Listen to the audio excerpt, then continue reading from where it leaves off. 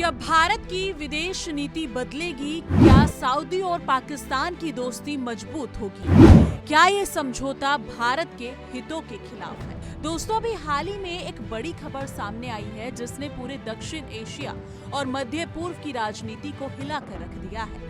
पाकिस्तान और सऊदी अरब के बीच एक अहम डिफेंस एग्रीमेंट हुआ है जिसे स्ट्रेटेजिक म्यूचुअल डिफेंस एग्रीमेंट कहा जा रहा है। ये समझौता इतना खास और गहरा है कि कई लोग इसे नाटो जैसी डिफेंस डील भी कह रहे हैं।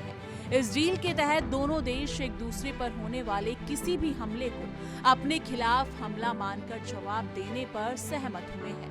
यानी अगर सऊदी अरब पर हमला होता है तो पाकिस्तान उसे अपना हमला समझेगा और अगर पाकिस्तान पर हमला होता है तो सऊदी अरब भी उसी तरह प्रतिक्रिया देगा। जी हाँ, इस समझौते पर सऊदी अरब के क्राउन प्रिंस मोहम्मद बिन सलमान और पाकिस्तान के प्रधानमंत्री शहबाज शरीफ ने हस्ताक्षर किए हैं।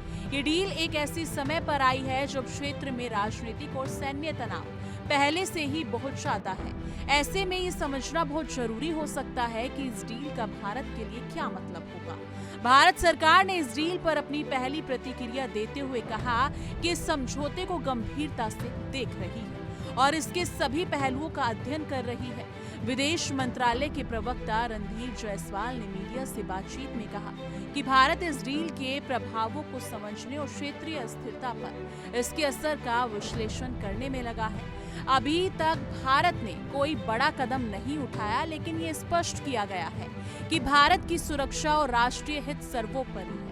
ये बात इसलिए महत्वपूर्ण है क्योंकि पाकिस्तान और भारत के बीच हाल के वर्षों में तनाव बढ़ा है और सऊदी अरब के साथ पाकिस्तान का ये मजबूत गठबंधन भारत के लिए एक चुनौती बन सकता है। जी हाँ, खासकर तब जब सऊदी अरब और पाकिस्तान दोनों ही क्षेत्रीय ताकतें हैं और उनका संयुक्त कदम कई तरह की जटिलताओं को जन्म दे सकता है। पाकिस्तान सऊदी अरब डील की राजनीतिक और कूटनीतिक पृष्ठभूमि भी ध्यान देने योग्य है। ये डील का ऐलान उसी समय हुआ जब कतर की राजधानी दोहा में हमास के नेताओं पर इजराइल ने हमला किया था, जिससे मध्य पूर्व की राजनीति और भी जटिल हो गई है। इसके अलावा भारत और पाकिस्तान के बीच सीमा पर हाल के दिनों में तनाव बढ़ा है और भारत ने ऑपरेशन सिंदूर जैसे बड़े कदम भी उठाए हैं। ऐसे समय में पाकिस्तान और सऊदी अरब के बीच ये गहरा सैन्य और रणनीतिक गठबंधन क्षेत्र में एक नई शक्ति संतुलन की ओर इशारा करता है। ये समझौता न सिर्फ सैनिक बल्कि राजनीतिक ताकत को भी दिखाता है। सवाल ये है, क्या ये गठबंधन भारत के लिए खतरा पैदा करेगा या भारत को अपने सैन्य और कूटनीतिक प्रयासों को तेज करना होगा? ये सब सवाल भारत की रणनीति पर निर्भर करते हैं। भारत की राष्ट्रीय सुरक्षा की जिम्मेदारी बेहद संवेदनशील है। पाकिस्तान सऊदी अरब डील के बाद भारत के सामने कई चुनौतियां हैं। सबसे पहला सवाल ये है कि भारत इस डील के जवाब में क्या करेगा? क्या भारत को अपने रक्षा बलों को और मजबूत करना होगा? क्या उसे क्षेत्रीय साझेदारों के साथ मिलकर अपनी सुरक्षा रणनीति पर फिर से विचार करना होगा?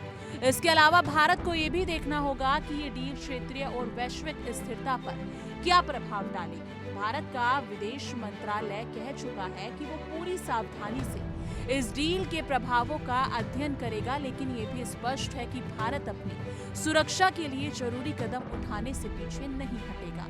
अब ये देखना होगा कि भारत की अगली रणनीति क्या होगी और वो इस चुनौती का सामना कैसे करेगा। ये डील सिर्फ एक सैनिक समझौता नहीं है, बल्कि इसका राजनीतिक संदेश भी बहुत बड़ा है। पाकिस्तान और सऊदी अरब ने मिलकर ये दिखाया कि वो अपने रक्षा हितों के लिए एक दूसरे के साथ खड़े हैं। इससे न सिर्फ भारत की सुरक्षा नीति प्रभावित होंगी, बल्कि पूरे दक्षिण एशिया और मध्य पूर्व की राजनीति भी बदलेगी। भारत के लिए ये जरूरी है कि वो इस नए गठबंधन का जवाब सही तरीके से दे। भारत को अपनी कूटनीतिक ताकत और सैन्य क्षमता दोनों को मजबूत करना होगा। इसके अलावा भारत को अपने दोस्त देशों के साथ संबंधों को और मजबूत करना होगा ताकि क्षेत्र में संतुलन बना रहे। ये देखना दिलचस्प होगा कि भारत इस नई स्थिति में किस तरह की रणनीति अपनाता है। क्या वो कूटनीति की तरजीह देगा या सुरक्षा उपायों को और बढ़ाएगा? तो दोस्तों, पाकिस्तान सऊदी अरब के इस डिफेंस एग्रीमेंट ने पूरे क्षेत्र की राजनीति में हलचल मचा दी है। भारत सरकार ने फिलहाल कहा है कि वो इसे पूरी गंभीरता से देख रही है और अपने राष्ट्रीय हितों की रक्षा के लिए जरूरी कदम उठाएगी। लेकिन असली जवाब आने वाले वक्त में मिलेगा कि भारत इस डील का मुकाबला कैसे करता है। क्या ये डील भारत के लिए खतरा साबित होगी या केवल क्षेत्रीय राजनीतिक चाल है? ये तो वक्त बताएगा। आपकी क्या राय है? क्या भारत को इस डील पर सख्त रुख अपनाना चाहिए या संवाद और कूटनीति से काम चलाना चाहिए? कमेंट सेक्शन में अपनी राय जरूर साझा कीजिएगा।